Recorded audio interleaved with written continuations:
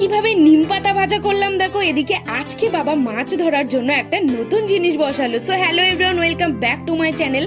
আজকে আমি এখন চলে এসেছি পুকুরে খাড়া নেওয়ার জন্য। এখানে বাবা সকালবেলা মাছ নিয়ে এসে জিয়ে রেখেছিল, তো এখন আমি খাড়া নিয়ে বাড়িতে চলে এসেছি। আর এর মধ্যে থেকে সব মাছগুলো এখন আমি বালতির মধ্যে ঢেলে নেব। আর দেখো কত মাছ, আজকে অনেক মাছ পড়েছে। তো এখন আমি বসে গেছি মাছ কাটার জন্য। আর এদিকে আমি মাছ কাটছিলাম, হঠাৎ দেখো দুটো পাখি কিভাবে ঝামেলা বাঁধিয়ে দিয়েছে। আর দুজন তো খুব লড়াই করছিল। আর এদিকে কালকে আমি তোমাদেরকে দেখিয়েছিলাম বাবা একটা নতুন জিনিস তৈরি করছে। দেখো এইটা তৈরি করেছিল বাবা। এটাকে মাঠে এইভাবে পেতে দিচ্ছে যাতে মাঠের মাছগুলো সব পুকুরের মধ্যে ঢুকে যায়। আর এদিকে এখন আমি চলে এসেছি বাগানে। আর দেখো গাছে কত সুন্দর একটা মোচা হয়েছে। আজকে আমি কিছু নিম পাতা নেব, তার জন্য এখন চলে এসেছি।